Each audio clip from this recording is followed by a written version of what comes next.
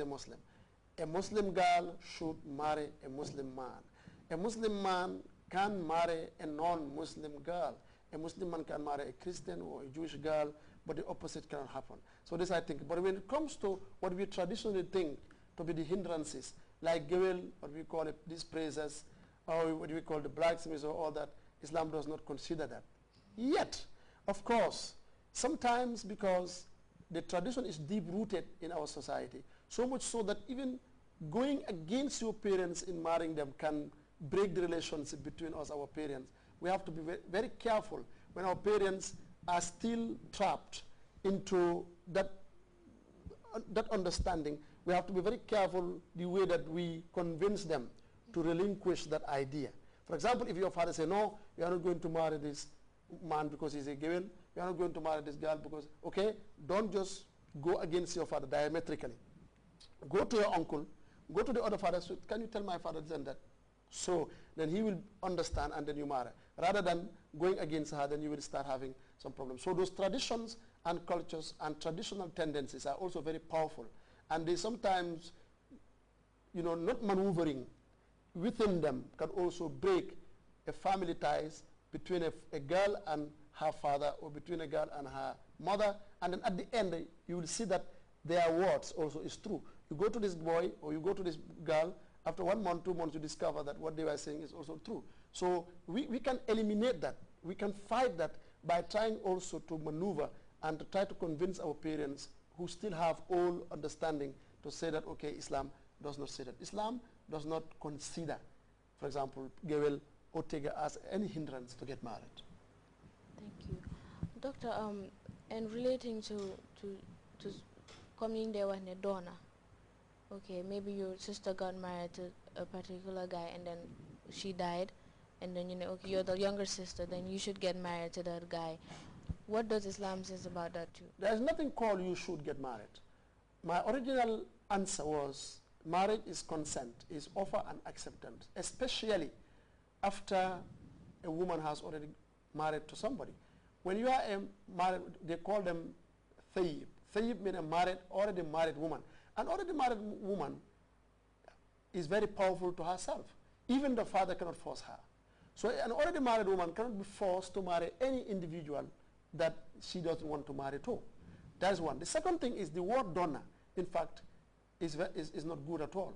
The word donor meaning inherit. Mm-hmm. The word itself, although the practice is not totally bad in the sense of those who do it, they want to re-engage the family to make sure that the sons and daughters are being re-engaged in the same marital setup, in the same family setup.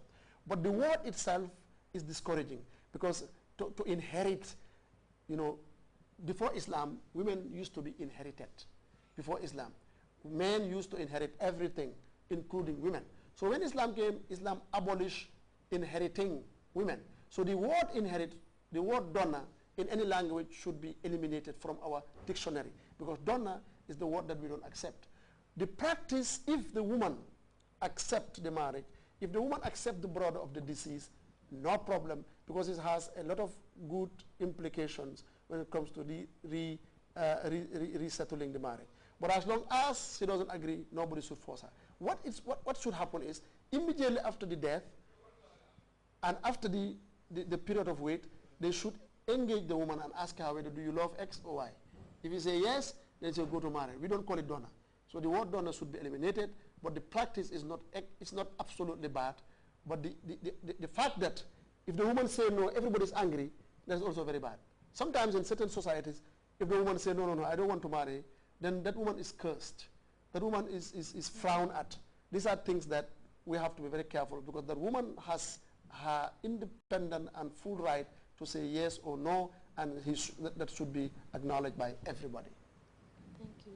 Doctor, before they just let us know that the time is not on our side, but what is the way forward? What are you advising parents and girl childs in this? The way forward is education, education, education. And the girl child also, what I advise them is to be themselves, is to take education seriously and avoid falling into the trap of fornication as early as possible. Me, Dr. Jah, even if I have my girl who is young and she insists on that, I'll marry her early because I'm running from an evil that maybe the Western understanding, Western people society do not understand. For us, fornication or adultery is a major sin. So running from that major sin into marriage, there's nothing bad about it. So girls also should be serious about their education and not to be played with. Don't be carried away as easy as possible by anybody. You know, many men are wolves. They just come and hunt, and you have to know who hunt and who doesn't hunt. So serious in your education, but respect your parents.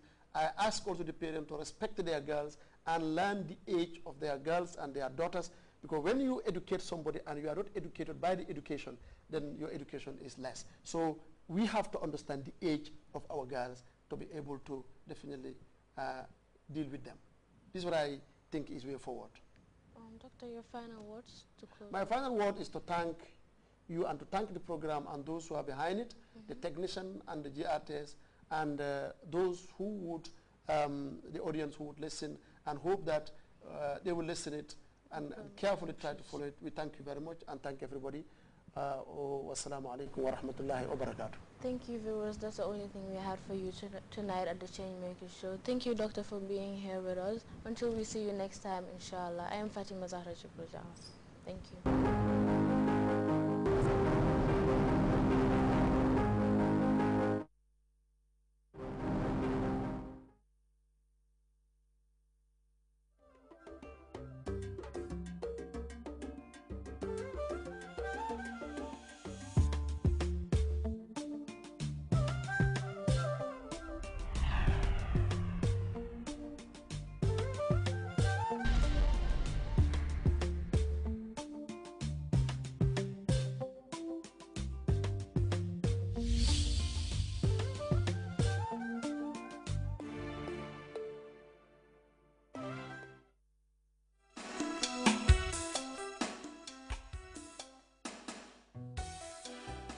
When it comes to packing your grocery shopping, would you choose a paper or plastic bag? That seems to be an easy choice to make, but there is a lot of positive and negative aspects associated with each type of bag. Plastic is by comparison efficient and low energy to produce and efficiently recycled.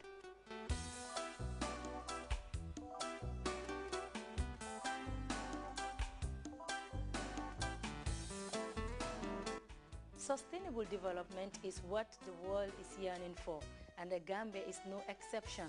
Protecting the environment is one of the fundamental principles of sustainable development.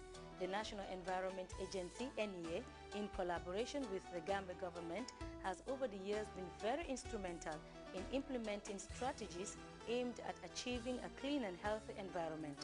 Waste management is top on NEA's agenda. These long-lasting, weightless and inexpensive materials, plastic bags, constitute a tiny portion of total plastic consumption. Environmental hazards caused by littering of plastic bags earn a bad image mainly due to lack of awareness by the users.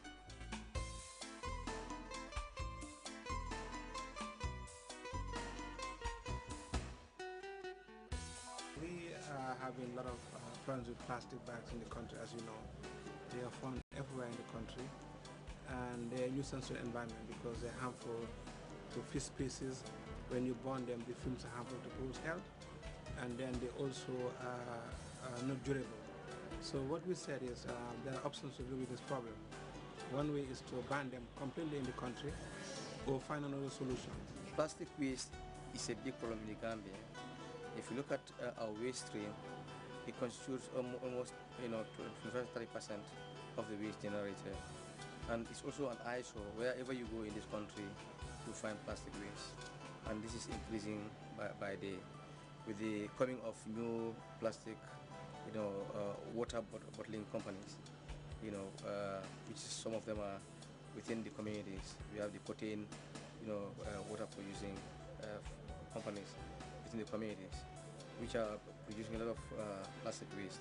And there's also an increase in the importation of plastic packaging materials into the country. And this has increased the amount of plastic waste that we generate per annum. And this has an accumulative effect. Why? Because